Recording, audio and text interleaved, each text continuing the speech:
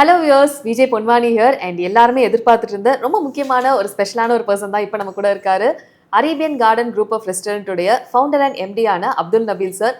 அதையும் தாண்டி அழுத்தி அழுத்தி முக்கியமாக நம்ம மனசில் பதிய வச்சு ஒவ்வொரு நாளும் நம்ம கூட பேசிகிட்டு இருக்கக்கூடிய ஒரு மோட்டிவேஷனல் ஸ்பீக்கர், லைஃப் கோச், நம்ம கூட ட்ராவல் பண்ணிட்டு இருக்க ஒரு மனுஷன் கூட சொல்லலாம்.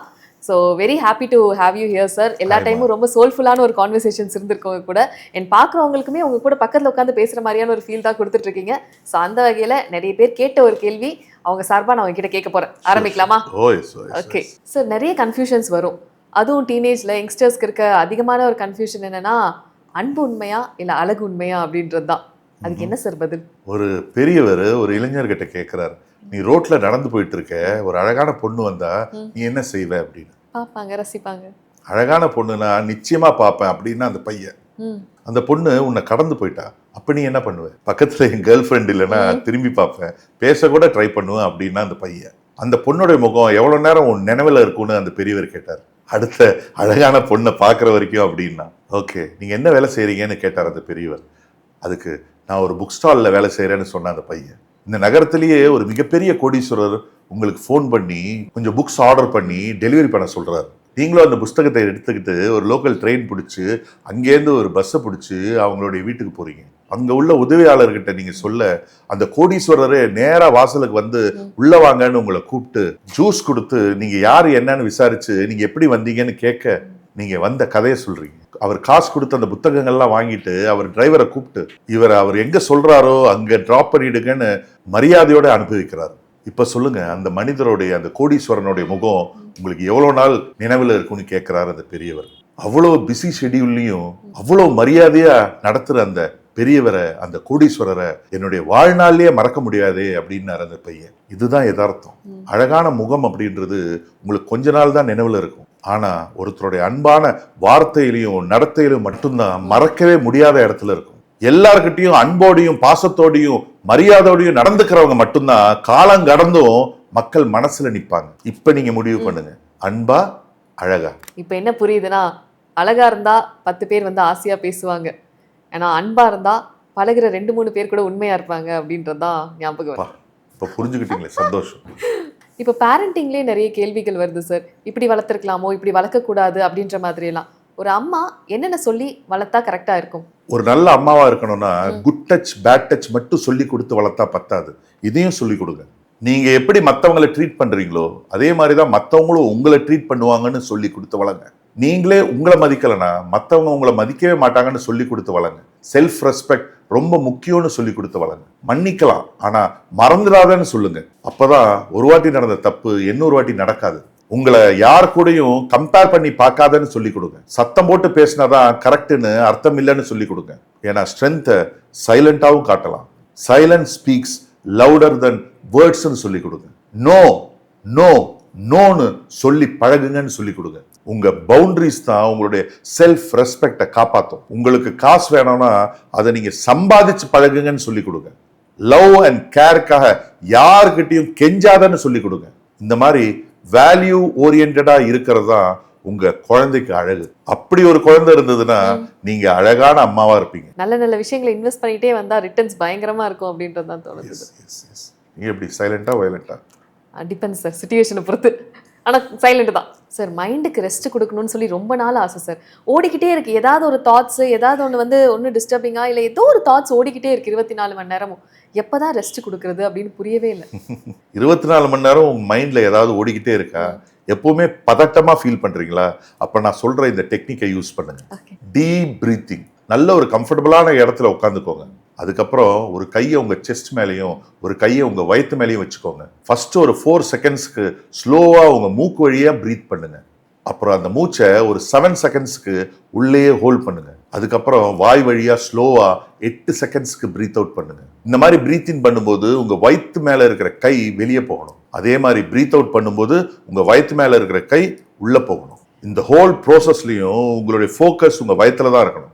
இது தினமும் பண்ணா போதும், பதட்டம் குறையும், நிதானமா உங்க டேவை தொடங்கலாம். சார், நம்ம அவ்வளோ எஃபர்ட் போட்டு பண்ணுவோம். பட் சில பேர் எது பண்ணாலும் குறை சொல்லிட்டே இருக்காங்க. அவங்கள அவாய்டும் பண்ண முடியல, கூடவே வேற இருக்காங்க, சும்மா சும்மா ஏதாவது சொல்லிட்டே இருக்காங்க. அது ஒரு மாதிரி இரிட்டேட்டிங்கா இருக்கு சார். என்ன பண்ணலாம்? ஓகே, உங்களை குறை சொல்றாங்களா? குறை சொல்லிக்கிட்டே இருக்காங்களா? ஒதுங்கி ஒளிய பார்க்காதீங்க. தைரியமா அவங்க கண்ணை பார்த்து கேளுங்க. உங்களுடைய குறைய நான் சொன்னா தைரியமா ஃபேஸ் பண்ணக்கூடிய துணிச்சல் உங்களுக்கு இருக்கான்னு இந்த மாதிரி ஆட்களை இக்னோர் பண்ணிடுங்க. அவங்களுடைய குறைய மறைக்க உங்களுடைய குறைய பெருசு பண்ணி பேசுற இந்த மாதிரி ஆட்கள் எப்பவுமே தன்னை மாத்திக்கவே மாட்டாங்க. சார் ஒரு நாள் ஃபுல்லா கூட கோவப்படாம இருக்கணும் தான் எல்லாம் ட்ரை பண்ணுவாங்க. ஆனா சுத்தி இருக்கவங்க அந்த மாதிரி இருக்க விட மாட்டேறாங்க. ஏதாவது ஒரு பண்ணி கோவப்படுத்திட்டே இருக்காங்க, டென்ஷன் ஆக்கிட்டே இருக்காங்க. என்னதான் பண்ணி சமாளிக்கிறது? உங்க பக்கம் நியாயமே இருந்தாலும் அவசரப்பட்டு கோவப்படாதீங்க, பொறுமையா இருங்க, அமைதியா பேசுங்க. ஏன்னா சுத்தி இருக்கிற துரோகிங்க உங்களை கோவப்படுத்தி பலவீனமாக்கி அவங்க நல்லவங்கன்ற பேரை வாங்கிட்டு போயிடுவாங்க. மானங்கெட்ட மனுஷனுங்க வாழற கேடுகட்ட உலகம் இது. சிந்திச்சு செயல்படுங்க. உங்க நல்ல மனசுக்கு எல்லாமே நல்லாவே தான் நடக்கும். எல்லாத்தையும் கடவுள் பார்த்துட்டு தான் இருக்காரு. சுத்தி நிறைய பேர் பார்ப்போம் சார். சில பேருக்கு மரியாதை அதிகமா இருக்கும். பட் ஆனா அவங்களோட உண்மையான முகத்தை யாரும் பார்த்திருக்கவே மாட்டாங்க. ஒருவேளை வேஷம் போடுறவங்களுக்கு தான் மரியாதையும் அன்பும் கிடைக்குமா அப்படின்ற ஒரு கேள்வி இருந்துட்டே இருக்கு. அதுக்கு என்ன பதில்? வேஷம் போட தெரிஞ்சவங்களுக்கு ரோஷம் இருக்காதுங்க. அவங்கள சுத்தி தான் எல்லாருமே இருப்பாங்க. ரோஷம் உள்ளவனுக்கு வேஷம் போட தெரியாது. ஆனா அவனை புரிஞ்சவங்க மட்டும்தான் அவன் கூட இருப்பாங்க. சுத்தி 100 பேர் இருக்கிறத விட தன்னை புரிஞ்ச ஒருத்தர் இருந்தா போதும். நிம்மதியா கெத்தா ஜாலியா வாழ்ந்துட்டு போயிடலாம். சார் எண்ட் ஆஃப் த டே நம்ம எல்லாருமே தேடி ஓடுறது என்னன்னா சந்தோஷத்தை தான். கரெக்ட். நம்ம என்ன பண்ணா சந்தோஷமா இருப்போம், யார் நம்ம கூட இருந்தா சந்தோஷமா இருப்பாங்க, இந்த மாதிரி கேள்விகள் இருந்துட்டு இருக்கு. எந்த மாதிரி உறவுகளை நம்ம கூட வச்சுக்கிட்டா சந்தோஷம் நமக்கு கிடைக்கும்? எவ்வளவு பெரிய பிரச்சனை இருந்தாலும் கவலைப்படாத, நான் இருக்கேன் உங்க கூடன்னு சொல்ற ஒரு உறவு இருந்தா போதுங்க. எல்லாருடைய வலிகளையும் புரிஞ்சுக்கணும்ன்ற அவசியம் இல்லை. எல்லாருக்கும் வலிக்கும் அப்படின்றத உணர்ந்தாலே போதும். யாரையும் காயப்படுத்தணும் அப்படின்ற எண்ணமே வராது. இந்த எண்ணம் கொண்ட ஒரு உறவு போதும் நீங்க சந்தோஷமா வாழறதுக்கு. பணம், பாசம், இது ரெண்டுமே எல்லாருமே தேடுற ஒரு விஷயமா இருக்கு. ஆனா இது ரெண்டுல எது முக்கியம் அப்படின்ற ஒரு கேள்வி எல்லாரும் மனசுலயும் இருக்கும்னு நினைக்கிறேன். அதுக்கு என்ன பதில்? பணமா பாசமானு கேக்குறீங்க? ஆமா. பணத்தை சேர்த்துக்கிட்டே இருக்கிறவ ஒரு நாள் பணக்காரன் ஆயிடுவான். பாசத்தை சேர்த்துக்கிட்டே இருக்கிறவ ஒரு நாள் பைத்தியக்காரன் ஆயிடுவான். பயப்படுத்துற மாதிரி இருக்கே. எல்லார் மேலயும் பாசம் வச்சு உரிமை கொண்டாடுறீங்க. கொஞ்சம் விலகி இருக்கும் கத்துக்கோங்க. டிட்டாச்மெண்டே ஒரு நல்ல விஷயம் தான். டிட்டாச்மெண்ட் பயலுக்கு டேஞ்சரஸ். ஆமா சார், டிட்டாச் ஆயிரணும் டக்கு டக்குன்னு. சார் சம்டைம்ஸ் கியூட்டா இருக்கும், சம்டைம்ஸ் ரொம்ப இரிட்டேட்டிங்கா இருக்கும். அதுதான் அந்த பொசசிவ்னஸ். இப்ப நம்ம பார்ட்னர் இருக்காங்கன்னு வைங்களேன், நம்ம நிறைய பேர் கூட ஃப்ரெண்ட்லியா பழகினா யார் அது, என்ன இது கேட்டுக்கிட்டே இருக்காங்க. நிறைய கேள்விகள் வந்துகிட்டே இருக்கு. கொஞ்சம் பேசினா கூட யார் என்னன்னு கேக்குறாங்க, நிறைய क्वेश्चंस. சோ இந்த மாதிரி ப்ராப்ளம் நிறைய கேர்ள்ஸ் அண்ட் பாய்ஸும் ஃபேஸ் பண்ணுவாங்கன்னு நினைக்கிறேன். சோ இதுக்கு என்ன சொல்யூஷன்? உங்க மேல உண்மையா அன்பு வச்சிருக்கிறவங்க உங்ககிட்ட யார் கூட பேசுற, என்ன செய்யறன்னு கேட்கதான் செய்வாங்க. ஏன்னா அது உங்க மேல உள்ள அக்கறைனால கேட்கறாங்க. அது நீங்க பொசசிவ்னு சொன்னா ஆமா அது பொசசிவ் தான். ஓகே. அப்பா அம்மா கேட்டா மட்டும் அது அக்கறை, லவ்வர் கேட்டா மட்டும் அது சந்தேகம், பொசசிவ்னு சொன்னீங்கன்னா அது லவ்வே இல்ல. பேசாம பிரேக்கப் பண்ணிட்டு போயிட்டே இருக்கு. ஓகே. கரெக்ட் தான் சார், கரெக்ட் தான் சார். ரொம்ப டைரக்டான ஒரு பதில். ஆமா. அப்படி எதுக்கு இருந்துட்டு பிரேக்கப் பண்ணிருங்க, அவ்வளவுதான். வீட்ல கேட்டா பிரச்சனை இல்ல, லவ் பண்றவங்க கேட்டா அது என்ன சந்தேகம் நீங்க சொல்றீங்க? சார் நம்ம எல்லாருமே ஒரு கடத்துல டயர்ட் ஆயிடுறோம். எப்ப பாரு ஃபெயிலியர்ஸ், இல்லைன்னா நம்ம தோத்துக்கிட்டே இருக்கோம், அடி வாங்கிக்கிட்டே இருக்கோம் அப்படின்றது வந்து நம்மளால அந்த வெற்றியை நோக்கி போகவே முடியல, எந்திரிக்கவே முடியல அப்படின்ற மாதிரி ஒரு சிச்சுவேஷன்ல தான் இருக்கும். அப்ப ஜெயிக்கிறதுக்கு என்னதான் பண்ணும்? ஒவ்வொரு தோல்வியும் வாழ்க்கையில உங்களுக்கு உண்மை எதுன்றதை காட்டும்.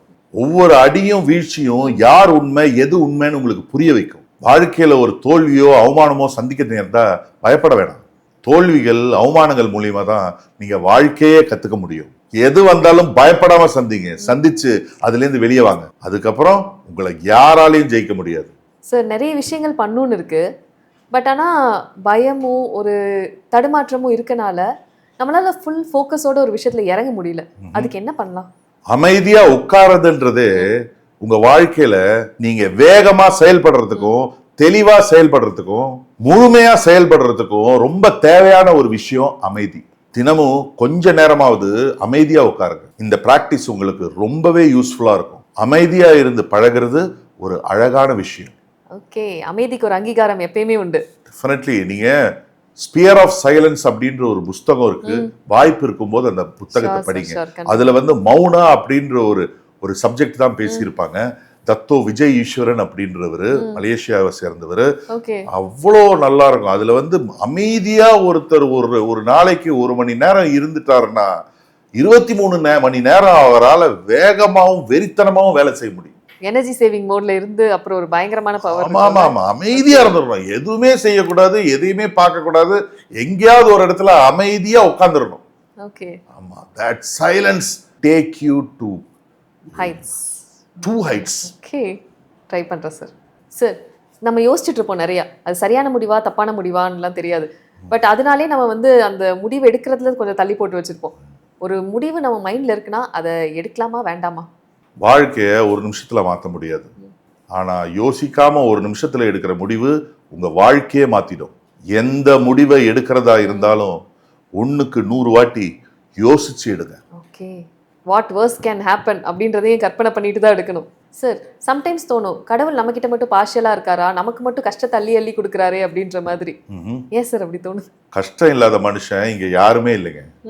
நினைச்சது நடக்கலையேன்னு சிலர் கஷ்டப்படுறாங்க, நடந்ததை நினைச்சு சிலர் கஷ்டப்படுறாங்க. ஒண்ணு மட்டும் புரிஞ்சுக்கோங்க, தாங்க முடியாத கஷ்டத்தை கடவுள் உங்களுக்கு நிச்சயமா தரமாட்டாரு. எல்லாம் நல்லதுக்கு தான்னு கடந்து போங்க, வாழ்க்கை சிறப்பா அமையும். ஓகே, என் ஃப்ரெண்ட் ஒருத்தன் எப்போ பாரு அந்த ஆதங்கத்தை வந்து வாழ்க்கை மேலேயே போட்டுருவான். என்னடா வாழ்க்கை இது, என்ன வாழ்க்கை நம்ம வாழ்ந்துட்டு இருக்கோம்னு சொல்லி வாழ்க்கையை நோக்கியே புலம்பிட்டு இருப்பான்.